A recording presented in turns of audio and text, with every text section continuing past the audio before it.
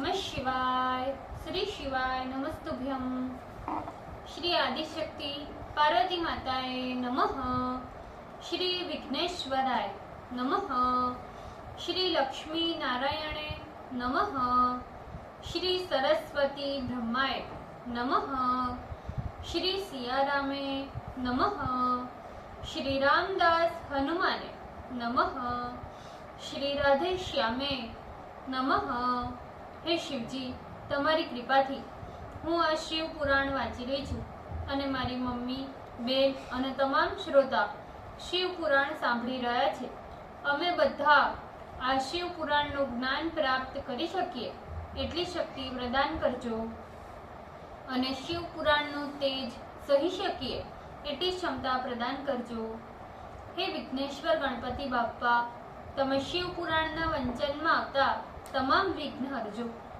हे कृष्ण मनोहारिणी राधा जी, हे श्याम सुंदर, हे सियाराम जी, हे रामदास हनुमान जी, तमे शिव पुराण सांभळवा जरूर पधारजो अने मारा हृदयमां स्थान ग्रहण करजो। ओम नमः शिवाय। श्री शिवाय नमस्तुभ्यं।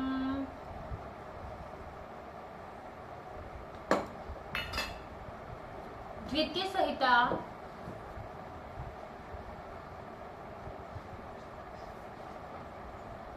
त्रिचत्वारिशों अध्याय, पेज नंबर 456। वीरभद्र द्वारा मृत दक्ष को बकरे का शीर लगाकर पुनर्जीवित करना एवं सती खंड के पाठ श्रवण का फल कथन। ब्रह्मा जी बोले, इस प्रकार जब मैंने विष्णु ने तथा अन्य अन्य देवगणों एवं ऋषियों ने शिव की स्तुति की, तब वे प्रसन्न हुए। तदंतर उन्होंने समस्त ऋषि, मुनि, देवताओं, ब्रह्मा तथा विष्णु की और कृपापूर्ण दृष्टि से देखते हुए दक्ष से कहा, हे दक्ष प्रजापते, मैं प्रसन्न होकर जो तुमसे कहता हूँ उसे सुनो। यद्यपि मैं स्वतंत्र तथा संपूर्ण ब्रह्मांड का अधिपति हूँ, फिर भी भक्तों के अधीन हूँ। 4 प्रकार के पुण्यशाली मनुष्य मुझे सर्वदा भजते हैं। आर्त, जिज्ञासु, अर्थार्थी तथा ज्ञानी, ये 4 प्रकार के मेरे भक्त हैं। हे दक्ष प्रजापते, जिनमें उत्तर क्रम से श्रेष्ठ है, इनमें प्रथम 3 भक्त तो सामान्य है, किंतु चौथा ज्ञानी भक्त सबसे श्रेष्ठ है। ज्ञानी मुझे अत्यंत प्रिय है और वह मेरा ही स्वरूप है। मैं सत्य कहता हूँ कि ज्ञानी से बढ़कर मुझे कोई प्रिय नहीं है। वेदांत एवं श्रुति के पारदृश्य सिद्धांतों के ज्ञान, दान एवं तप आदि से ज्ञान के बिना ही मुझे यथार्थ रूप से जानने में समर्थ नहीं है। हे दक्ष, तुम तो कर्म के द्वारा ही संसार सागर से पार जाना चाहते हो, इसीलिए रुष्ट होकर मैंने तुमसे यज्ञ का विनाश किया। हे दक्ष, अब तुम मुझे परमेश्वर समझकर बुद्धि से ज्ञान परायण होकर निष्काम भाव से सावधानी पूर्वक कर्म करो। हे प्रजापते, तुम सद्बुद्धि से मेरे और भी वचनों को सुनो।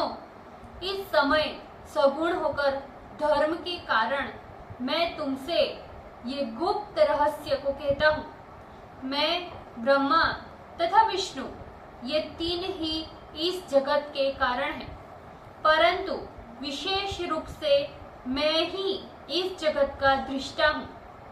हे दक्ष, मैं अपनी गुणमयी माया में प्रविष्ट होकर जगत की उत्पत्ति, स्थिति तथा संहार करता हूँ और इस क्रिया के अनुसार ही विभिन्न नामों को धारण करता हूँ। यद्यपि अद्वितीय परब्रह्म परमात्मा तो एक ही है, तो भी अज्ञानी लोग संसार, ईश्वर तथा परब्रह्म में भेद समझते हैं।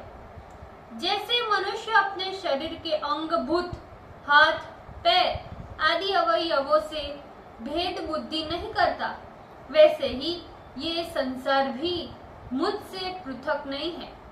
हे दक्ष, जो जगत के समस्त पदार्थों में तथा त्रिदेवों में एक भावनात्मक परब्रह्म दर्शन करता है, उनमें भेद नहीं रखता, वही शांति को प्राप्त करता है। जो इन तीनों देवों में भेद बुद्धि रखता है, वो नराधम है। वह जब तक सूर्य एवं चंद्रमा है, तब तक नरक में ही वास करता है। जो मनुष्य सभी देवताओं में मेरी ही सत्ता को व्याप्त हुआ देख उनकी पूजा करता है, उससे आगे इस प्रकार का ज्ञान प्राप्त हो जाता है, जिससे उसकी शाश्वती मुक्ति हो जाती है। विधाता की भक्ति के बिना विष्णु की भक्ति और विष्णु के भक्ति के बिना मेरी भक्ति किस प्रकार प्राप्त नहीं हो सकती। सबके स्वामी भगवान शंकर इस प्रकार सबको सुनाते हुए फिर से बोले, जो विष्णु भक्त होकर मेरी निंदा करता है अथवा मेरा भक्त होकर विष्णु की निंदा करता है, उसे हम दोनों ही ऐसा श्राप देते हैं कि जिससे उसे तत्व की प्राप्ति नहीं होती। ब्रह्मा जी बोले, हे नारद, इस प्रकार शंकर के सुख कारक वाक्य सुनकर वहां पर रहने वाले सभी देवता एवं मुनिगण परम प्रसन्न हो गए। तभी से दक्ष अत्यंत प्रेम से शिव जी की भक्ति करने लगा और देवगण भी समस्त कुटुंबियों के साथ शिव को परमेश्वर मानने लगे। जिन लोगों ने जिस प्रकार से परमात्मा शिव की जैसी भी स्तुति की थी, भगवान शंकर ने उन लोगों को उसी प्रकार से उसी रूप में वरदान दिए। हे नारद, दक्ष तो तत्काल ही शिव के नाम का जप करने लगे और शिव का अनुग्रह प्राप्त कर अपना यज्ञ पूर्ण किया। फिर शिव का अनुग्रह प्राप्त कर दक्ष ने सभी देवताओं को यज्ञ भाग दिया और शिव जी को पूर्ण भाग दिया और ब्राह्मणों को बहुत सा दान दिया। इस प्रकार शंकर की कृपा से उस दक्ष प्रजापति ने विधि पूर्वक पृथ्वी जो सहित यज्ञ का महान कार्य समापन किया। हे मुनीश्वर नारद, इस प्रकार परब्रह्म स्वरूप भगवान शंकर की कृपा से दक्ष का यज्ञ संपूर्ण हुआ। तदंतर समस्त देवता, ऋषि आदि भगवान शंकर का यश गाते हुए संतुष्ट होकर सुख से अपने अपने आवास को चले गए। मैं एवं भगवान विष्णु भी प्रेम से शंकर जी के यश का गान करते हुए एवं उनके मंगलदायक नामों का उच्चारण करते हुए अपने अपने लोक को चले गए। सज्जनों को सद्गति देने वाले सदाशिव ने इस प्रकार दक्ष का सम्मान किया और अपने गणों के सहित वे कैलाश को चले गए। उस पर्वत पर शिव जी ने अपनी परम प्रेयसी सती का स्मरण किया और अपने प्रधान गणों को सती की कथा सुनाने लगे। विशिष्ट ज्ञान संपन्न होते हुए भी भगवान शंकर संसारिक गति का अवलंबन कर अपनी कामुकता प्रकट करते हुए सती का चरित्र वर्णन कर अपना समय बिताने लगे। हे मुने, सबको सद्गति देने वाले, सबके स्वामी एवं उन पर ब्रह्म सदाशिव को मोह, शोक अथवा अन्य विकार कहाँ से हो सकता है? इसलिए वे किसी के साथ भी अन्याय नहीं करते। जब मैं तथा विष्णु उनके भेद को जानने में असमर्थ है, तो फिर अन्य मुनि, देवता, मनुष्य आदि तथा योगी जन उनकी गति को किस प्रकार जान सकते हैं?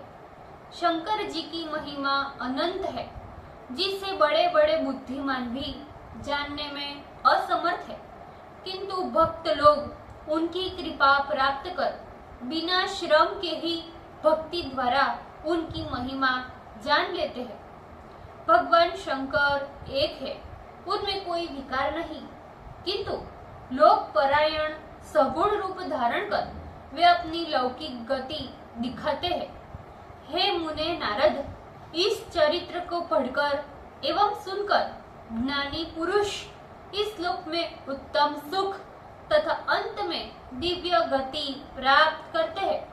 इस प्रकार दक्ष कन्या सती ने अपने देह का त्याग किया। पुनः उन्होंने हिमालय की पत्नी मैना में जन्म लिया, ऐसी प्रसिद्धि है। उस जन्म में भी उन्होंने तपस्या कर शिव को ही अपना पति प्राप्त किया और उन गौरी ने शिव की वामांगी बनकर अद्भुत लीलाएं की।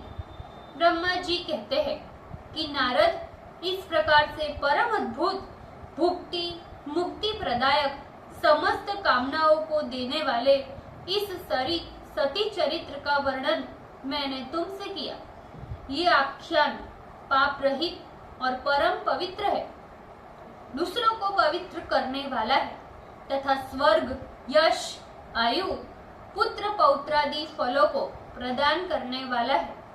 जो मनुष्य इस आख्यान को भक्ति पूर्वक सुनता है अथवा दूसरों को सुनाता है, हे तात, वह सभी मनोरथ प्राप्त करता है और अंत में परम गति को पाता है।